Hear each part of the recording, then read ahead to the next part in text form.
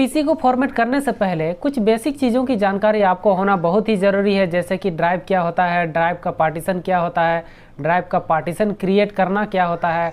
Partition create क्यों किया जाता है, इसको क्रिएट करना इतना इम्पोर्टेंट क्यों है। इन्हीं सब चीज़ों के ऊपर में आज हम लोग इस वीडियो में डिस्कस करेंगे, क्योंकि पीसी को फॉर्मेट करते समय कई बार टेक्निकल प्रॉब्लम्स क्रिएट हो जाती है। तो ऐसे कंडीशन में आपको पीसी को ट्रबल शूट करने में किसी भी प्रकार की कोई परेशानी ना हो, इसी वजह से आपको इन सब चीज़ों के बारे में पहले से ही पता होनी चाहिए। इन सब चीज़ों को हम लोग बहुत ही बेसिक तरीके से समझने की कोशिश करेंगे, जैसे कि हमारे फ़ोन में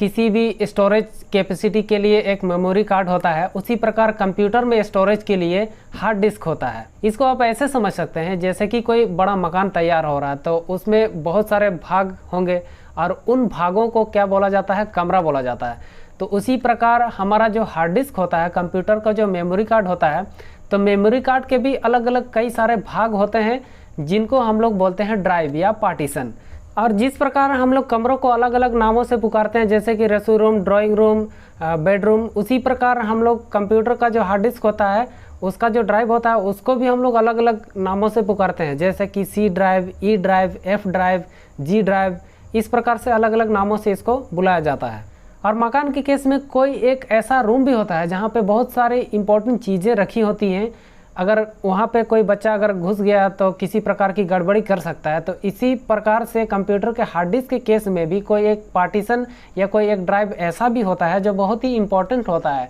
जहाँ पर बहुत सारी इंपॉर्टेंट फाइल या फोल्डर्स वगैरह होती हैं, जिसको अगर गलती से डिलीट कर दिया जाए तो हमारा ऑपरेटिंग सिस्टम पूरी तरह से करप्ट हो सकता है। तो इसी वजह से हमें उस ड्राइव से दूर रहना चाहिए, और जिसको बोला जाता है सी ड्राइव।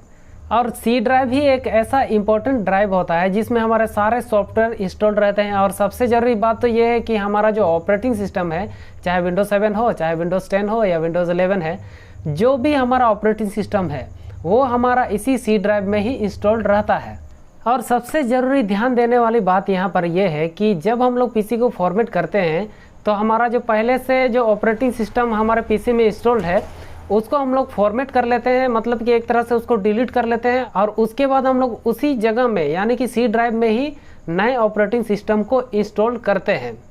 तो ऐसे में अगर हमने अपना ऑपरेटिंग सिस्टम को डिलीट कर दिया, फॉर्मेट कर दिया, उसके बाद हम लोग जो नए वाला ऑपरेटिंग सिस्टम को अपने पीसी में इंस्टॉल कर रहे हैं और उस दौरान में हमें किसी प्रकार की कोई टेक्निकल इशू हो जाती है, यानी कि किसी प्रकार की कोई समस्या हो जाती है और नए वाला को प्रॉपर तरीके से अगर इंस्टॉल नहीं कर पाते हैं, बीच में हमारा कुछ हो जाता है, तो ऐसे कंडीशन में हमारा पहले वाला तो चला जाएगा और नया वाला भी ऑपरेटिंग सिस्टम हमारा इंस्टॉल नहीं हो पा रहा है। तो ऐसे कंडीशन में हम लोग बुरी तरह से फंस सकते हैं। तो इसी वजह से हम लोग यहाँ पर क्या करेंगे कि एक नया पार्टीशन क्रिएट करेंगे 100 GB का, और उसमें हमारा नया वाला ऑपरेटिंग सिस्टम इंस्टॉल करेंगे। और जब हमारा इंस्टॉल कंप्लीट हो जाएगा तो पुराने वाले को हम लोग डिलीट भी कर सकते हैं, और नहीं तो दो ऑपरेटिंग सिस्टम एक साथ चला सकते हैं। और अगर नया वाला ऑपरेटिंग सिस्टम इंस्टॉल करने के दौरान किसी प्रकार की कोई गड़बड़ी आती भी है, ऐसे कंडीशन में नए वाले पार्टीशन में अगर हम लोग क्रिएट करके वहाँ पे इंस्टॉल कर रहे हैं, तो वहाँ पर अगर किसी प्रकार की कोई गड़बड़ी होती भी है तो हम लोग उसको नए वाले पार्टीशन को फिर से डिलीट करके फिर से हम लोग क्रिएट कर सकते हैं।